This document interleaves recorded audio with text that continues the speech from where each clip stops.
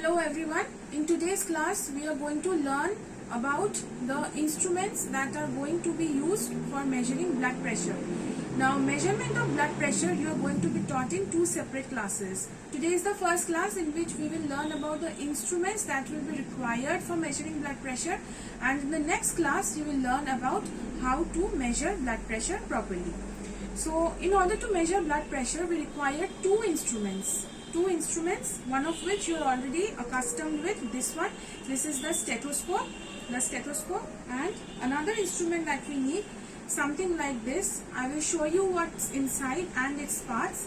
This whole thing is known as a sphygmomanometer. Okay, so first let us concentrate on the stethoscope. We already know about the different parts of the stethoscope. These have been taught to you in your classes. Still, I am going to recapitulate this with you. This is a stethoscope. A stethoscope has got three parts. This part, this is the chest piece. This part, this is the rubber tube, and this is the earpiece. I think you all remember the chest piece, the rubber tube, and the earpiece. The chest piece again has got two parts. This wider part, this is the diaphragm of the chest piece. This part, smaller one, this is the bell of the chest piece. The diaphragm is used for listening to high frequency sounds. High frequency sounds are heard with the help of the diaphragm, as for example heart sounds, breath sounds, so on and so forth. Whilst the bell is used for listening to low frequency sounds, as for example the fetal heart sounds, the various heart murmurs. So this is about the chest piece. This is the rubber tube that connects the chest piece to the earpiece. This is the earpiece. We will have to introduce these into our external auditory meatus. And which direction do we use? The earpiece should be in a direction of forwards, downwards, and medially. Before we insert the earpiece into our external auditory canal, we should see that the direction of the earpiece should be forwards, downwards, and medially, and then we should insert it into our external auditory meatus like this. Why so? Why in this direction and why not in the opposite direction? Because this direction, downwards, forwards, and medially, this corresponds to the direction of the external auditory meatus. So that is about the stethoscope. I hope you will remember the parts of the stethoscope. Now this was already taught. This is just a revision. We are interested today in this instrument. Today we are mostly interested in this instrument. This is the sphygmomanometer. Now have a look. There is a button here. There is a button at the base of this instrument, and when you press this button, this lid opens. So again I will show it, closing, and you press the button, the lid opens. We will now open the lid and let us find out what is inside the sphygmomanometer.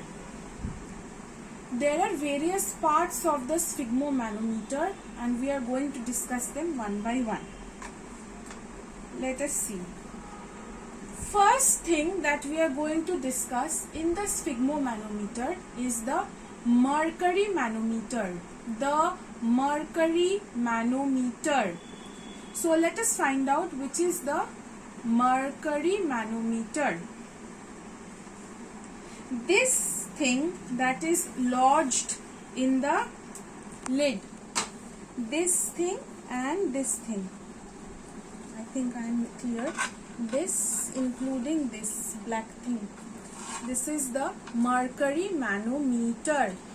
The mercury manometer has got two limbs. I'm sorry. The mercury manometer has got two limbs. The longer limb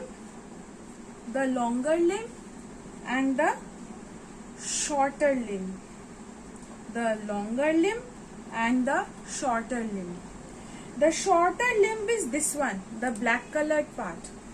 This is the shorter limb of the mercury manometer and it stores mercury.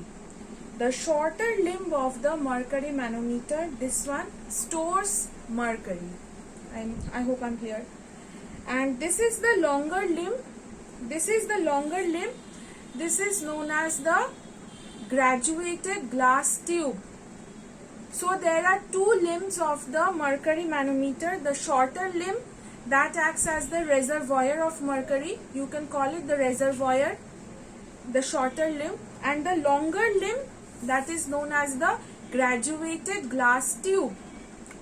The graduated glass tube has graduations starting from 0 to 300 millimeter of mercury. 0 to 300 millimeter of mercury. Each smallest division measures 2 millimeter of mercury. Each smallest division of the 300 divisions measures 2 millimeter of mercury. Clear?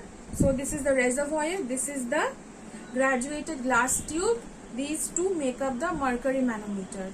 Now, there is a one-way valve on the top of the mercury reservoir. A one-way valve on top of the mercury reservoir. This one-way valve prevents spillage of mercury when the lid is closed. This one-way valve present on top of the mercury reservoir prevents spillage of mercury when the lid is closed. This one is a stopcock. A stopcock, when you close the stopcock, then mercury will not flow from the mercury reservoir to the graduated glass tube. That is, when the stopcock is closed, then mercury doesn't flow from the shorter limb to the longer limb of the mercury manometer. When you open it, mercury will flow. The stopcock. And finally, on the top of the graduated glass tube, there is another spring-loaded screw. Here, there is another spring-loaded screw which also prevents spillage of mercury. The spring-loaded screw also prevents spillage of mercury. So what have we learned so far? We have learned that the mercury manometer is lodged on the lid of the sphygmomanometer. The mercury manometer is lodged on the lid of the sphygmomanometer. It has got two limbs, the shorter limb which acts as the mercury reservoir, and the longer limb which is known as the graduated glass tube. The graduated glass tube has markings from 0 to 300 and each smallest marking measures 2 millimeter of mercury. A one-way valve is present on top of the mercury manometer which prevents spillage of mercury when the lid is closed. A stopcock, when closed, prevents flow of mercury from the shorter limb to the longer limb, and a spring-loaded screw on top of the graduated glass tube which also prevents spillage of mercury. So this is about the mercury manometer. Next, what do we need to know? We need to know about this cuff. This cuff is known as the Riva-Rossi cuff. Very important. You are asked in your examinations the name of this cuff. This cuff is known as the Riva-Rossi cuff. The Riva-Rossi cuff. Actually, the Riva-Rossi cuff consists of, when you get the sphygmomanometer in your hand, you will understand. It consists inside of an inflatable rubber tube. Inside it consists of an inflatable rubber tube, and that inflatable rubber tube consists of two tubes, has two tubes. I'll let you know about the function of these tubes. This inflatable rubber tube is enclosed in a sheath of inelastic cloth. Enclosed in a sheath of inelastic cloth. Now the two tubes that are originating from the rubber tube, one of these from the rubber clothing, that is, one of these is going to the short arm of the mercury reservoir. To the short arm of the mercury reservoir. One of these is going to the short arm of the mercury reservoir, and the other is going to the this thing. This is known as the air pump. This is known as the air pump. Now, why do we need this inelastic layer of clothing above the rubber tube? Because we need this whole thing to be immobile when we are checking the blood pressure. And it might not be immobile if this inelastic piece of clothing is not enclosing the rubber tube. So we need this inelastic piece of clothing to enclose the rubber tube. Okay, now this rubber tube, inflatable rubber tube, has a measurement. It measures 24 centimeter in length and 12 centimeter in breadth normally. Usually for an adult it measures 24 centimeter in length and 12 centimeter in breadth. Clear? Okay. Normally the width of this inflatable rubber tube should be 20% more than the diameter of the arm. 20% more than the diameter of the arm, and we make an average and calculate it to be 12 centimeter. Next we come to the third part. This is known as the air pump. The air pump. It is an oval shaped structure and its size is such that it fits easily into the fist. Fits easily in the fist. Clear? This is meant for inflating and deflating the inflatable rubber tube. Inflating and deflating the inflatable rubber tube, as well as for the mercury to travel up from the reservoir through the glass tube. Okay. Now this air pump has got another one-way valve at its base. At its base, the air pump has got a one-way valve.